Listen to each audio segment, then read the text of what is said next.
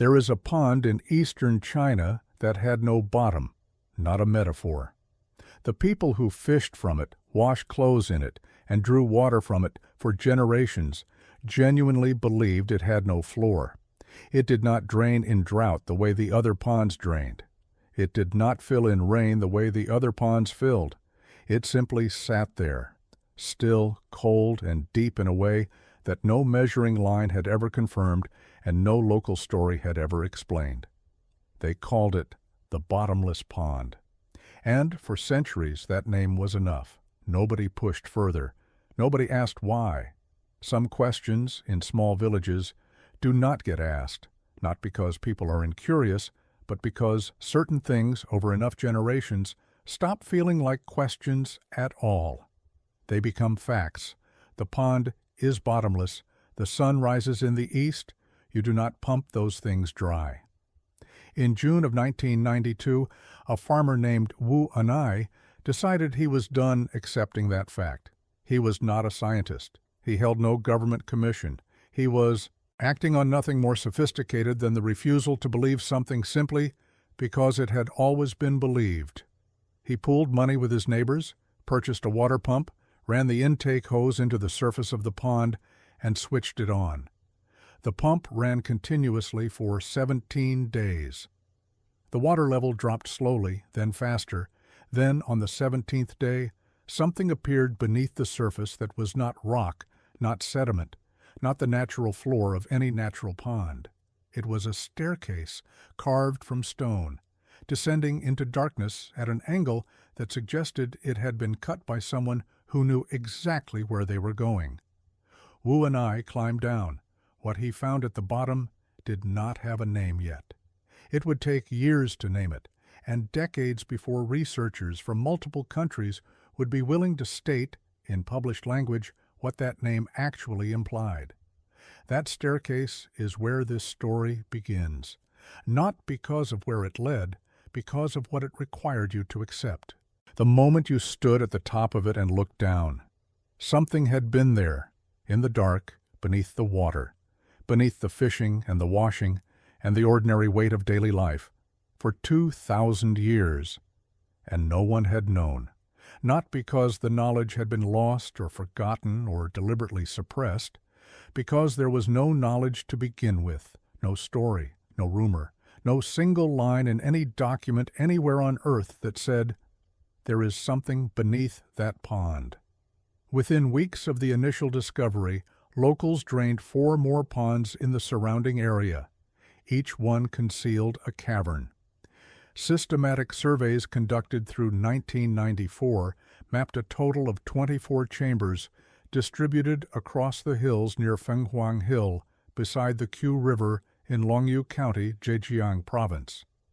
24 individual hand-carved chambers, each descending roughly 30 meters below the surface, each containing interior structures, stone pillars rising from the floor at regular intervals. Gutters cut into the base of the walls, carved pools, and stairways that indicate not excavation, but design. These were not holes, they were rooms. To understand the scale without losing it in numbers, picture a full-sized football stadium. Now imagine carving that entire volume, stands, field, everything, by hand, into solid rock, underground, without machinery of any kind. Now do it 5 times. That is roughly the combined interior space of the Longyu Caves. Engineers and structural analysts who have studied the excavation patterns estimate that removing this volume of rock required a sustained workforce of no fewer than 1,000 laborers, working continuously for a minimum of 3 years. The rock they removed, enough stone to build a small city's worth of foundations, has never been found. No debris field, no dump site, no secondary location where the spoil was deposited and later identified. The material extracted from these chambers during their construction simply does not appear anywhere in the physical record of the surrounding landscape. 1 million cubic feet of rock went into the ground during construction, and the ground kept no record of where it went. That is the first thing that does not resolve. It is not the last. The pottery recovered from the silt on the cavern floors dates to the Western Han Dynasty, 206 BC to 23 AD, which means the caves were already standing, already old, when that pottery was deposited.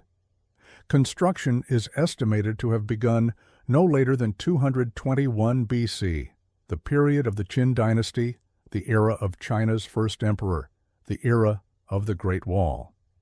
The administrative apparatus of imperial China during this period was, by the standards of the ancient world, extraordinarily meticulous.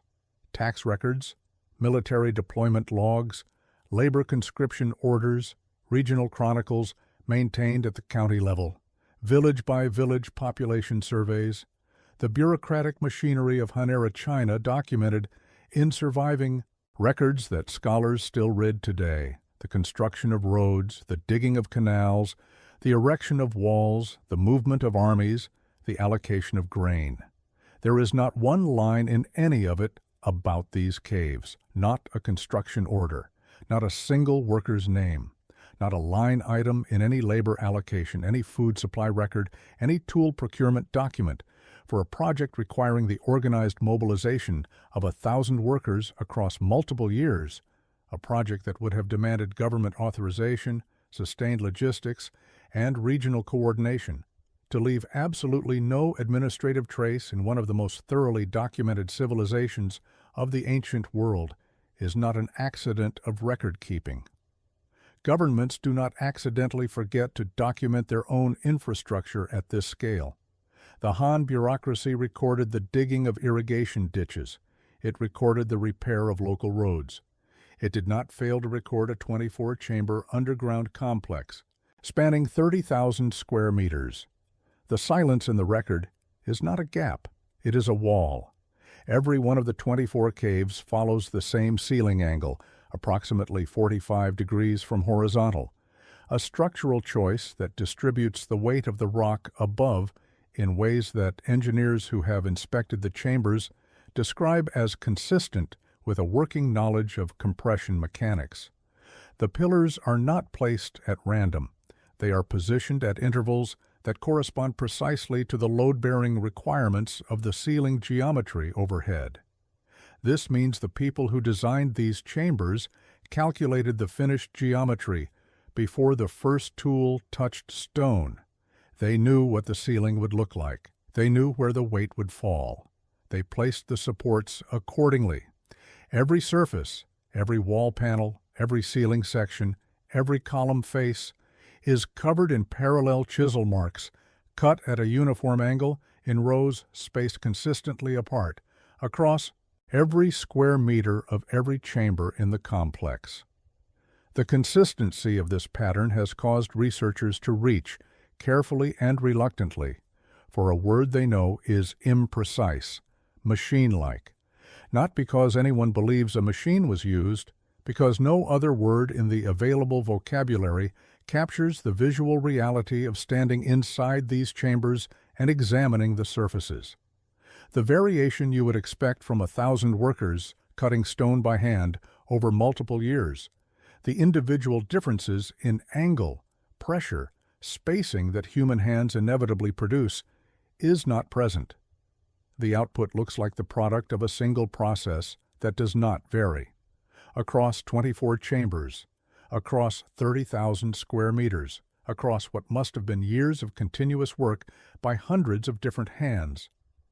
What kind of organization operating in 200 BC in a provincial region of China had both the structural engineering knowledge to design these chambers and the supervisory control to standardize the work of 1,000 laborers to this degree, and still left no trace of itself in the surrounding record?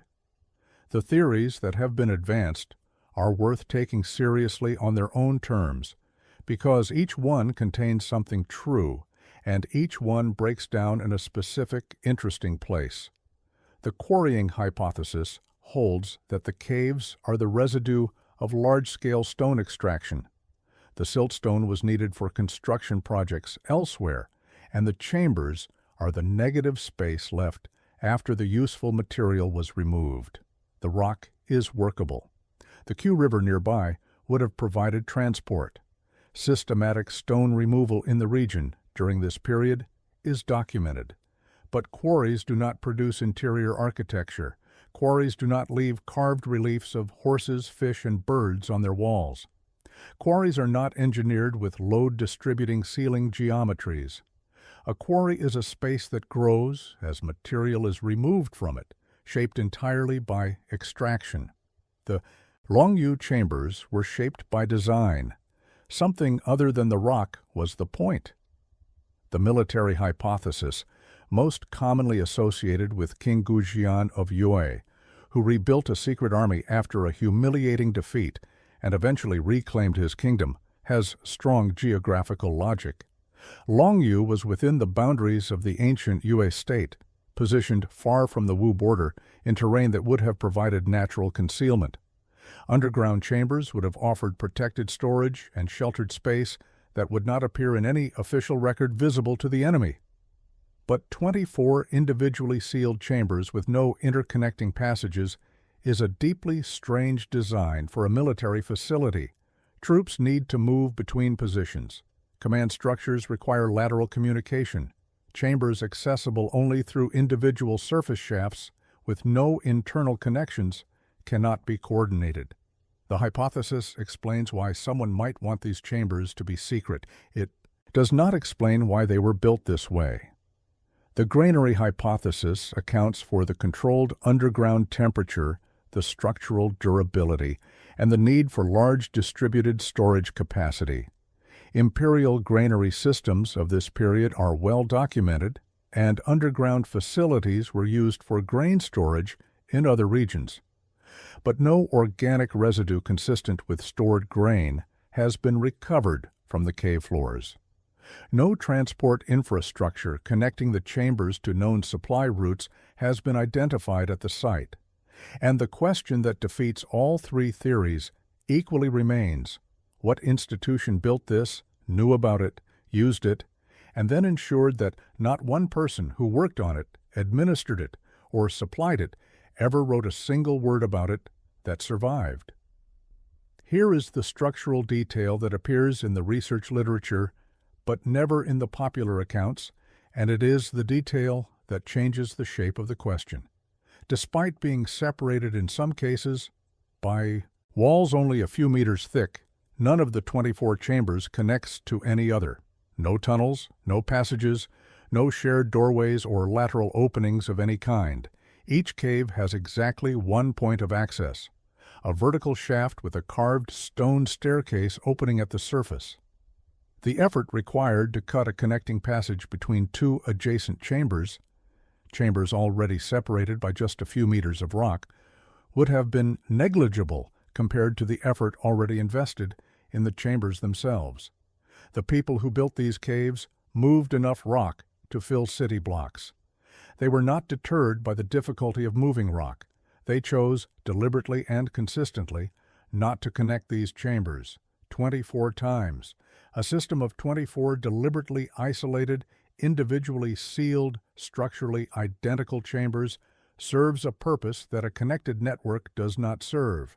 It is not a barracks, it is not a warehouse, it is not a quarry. It is 24 separate, contained, sealed spaces, each one large enough to hold a significant number of people or a significant volume of material, with no internal communication between them. Whatever was being kept in these chambers, the design required that what was in one chamber could not reach what was in another without passing through the surface. That is not a construction convenience. That is a system requirement.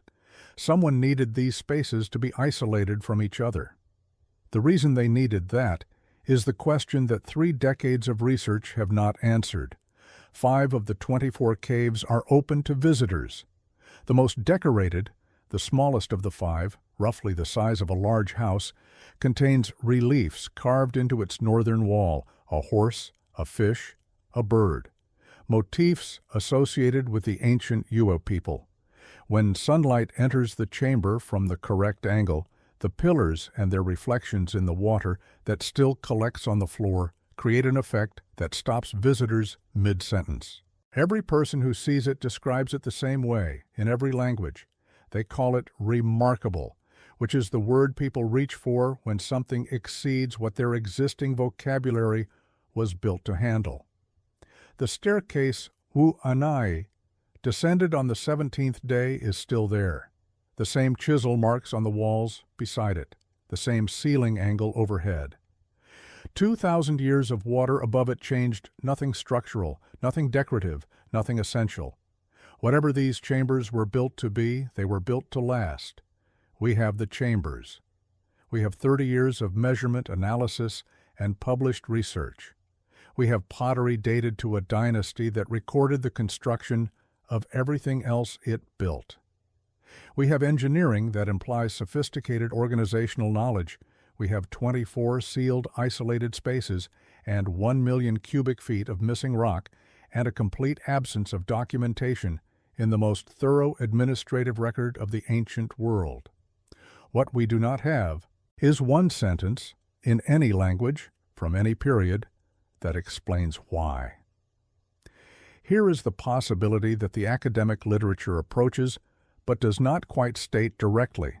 The absence of records is not a failure of documentation. It is documentation of a different kind. Someone, at the time of construction or immediately after, made a decision that these chambers would not exist on paper. Not an oversight. A removal. A deliberate erasure from the official record by the same institution that had the organizational capacity to build them in the first place. If that is true, the question is not who built them. The question is what they needed to keep so completely separate from each other, from the surface, from the record, that they were willing to erase the entire project from history and wait for everyone who knew to die. 1 million cubic feet of rock already proved these people were very good at making things disappear. The pond is drained, the staircase is visible. But whatever was being hidden, the purpose, the contents, the name of whoever gave the order, that has not been found. And now the question is yours. Do you think this was deliberate erasure? Or is there a simpler explanation that 30 years of researchers have all missed? Because if there is, it is sitting in one of 19 chambers that have never been opened, and nobody has opened them yet.